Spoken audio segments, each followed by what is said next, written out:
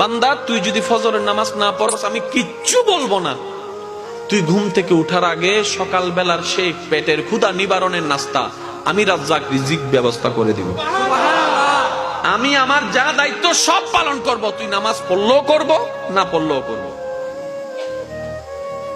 আমি দিলেই তোর খাওয়া, আমি দিলেই খাবারটা রান্না হয়, আমি দিলেই খাবারটা হাতে উঠে, আমি শক্তি দিলেই তো মুখে যায়, আমি ডুব গিলার ক্ষমতা দিলেই তো তুই ডুব গিলতে পারিস।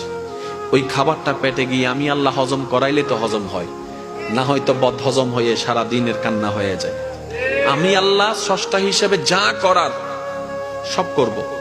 তবে আমি তোকে নতুন করে বলবো না নামাজ পড়, আমি তোকে বলবো না সুদ খাইস না, আমি তোকে বলবো না বউ পিটিস না, আমি তোকে বলবো না যৌতুকের জন্য অত্যাচার করিস না, আমি তোকে কিচ্ছুই বলবো না ওর জায়গা দখল করিস না, আমি তোকে কিচ্ছু বলবো না তুই যখন আমার চোখের সামনে অন্য জায়গা দখল করে তুই যখন দেওয়াল তুলবি আমি তখনও দেখে কিচ্ছু বলবো না।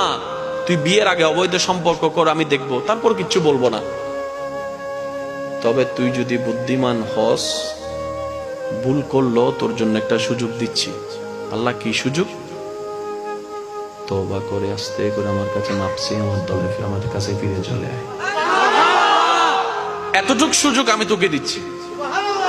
আল্লাহ কতদিন পর্যন্ত? সেই সময় বলে যে মৃত্যুর আগ পর্যন্ত। আল্লাহ 24 ঘন্টায় কোন টাইমে? যে কোনো টাইম। তুই সকাল 10টা বাজে করলো আমাকে পাবি, 1টা বাজে করলো আমাকে পাবি, 2টায় ডাক দিল আমাকে পাবি, 5টায় ডাক দিল আমাকে পাবি। রাতের গভীরে সবাই যখন ঘুমিয়ে থাকে তখনও যদি তুই আমাকে একবার আল্লাহ বলে ডাক দেস, ফাজকুরুনি আযকুরুকুম আয়াতের ছায়া তলে আমি আল্লাহ তোকে তখনও সাড়া দিব। বলেন সুবহানাল্লাহ। তোর সব দায়িত্ব আমি নিলাম। সুবহানাল্লাহ বলবেন। আমি কি কষ্ট দিয়ে দিচ্ছি? বান্দা আমি কিচ্ছু বলবো না, ফেরেশতাও পাঠাবো না, তোকে ডাকও দিব না। তুই ভুল করলে তো মা বাপ ডাক দেয়, আমি সেটাও দিব না। আল্লাহ তা আমি যদি নামাজের কথা ভুলে যাই, যে ব্যস্ত থাকি, ঘরের বউ একটা জিনিস আনতে বলছে মাঝে মধ্যে এটাও মনে থাকে না। কথা বলেন না রে। মাঝে মধ্যে ঘর থেকে যে একটা ওষুধ আনতে বলে কাজের ব্যস্ততার চাপে ওই ওষুধের নামটাও মনে থাকে না, ফেলে চলে আসি ঘরে, পরে গিয়ে আবার আফসোস করতে হয়। আল্লাহ আমি যে 5 ওয়াক্ত নামাজের কথা যদি ভুলে যাই আমার কি দোষ? রব বলে যাচ্ছে যা, নামাজের টাইম যেহেতু তুই সবসময় মনে রাখতে পারবি না, আমি নবীর মাধ্যমে মুয়াজ্জিনকে একটা দায়িত্ব দিয়ে দিলাম, 5 ওয়াক্তে 5 বার আজান দিয়ে তোকে স্মরণ করে দিবে।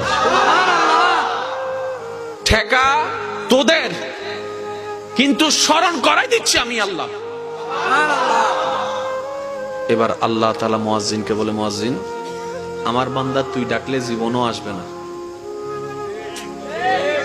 বুঝতে হবে একটু কথা, আমার বান্দাটারে তুই যদি ডাকস জীবন আসবে না। ডাইরেক্ট খবর দে তোর বদ দিন সর না আর ডাহত দে গিলে। আমার বান্দা বলতে পারে, আমার বান্দা যেহেতু এভাবে বলবে, একটা কাজ কর, আমার বান্দাকে আমার নামটা আগে স্মরণ করে দে।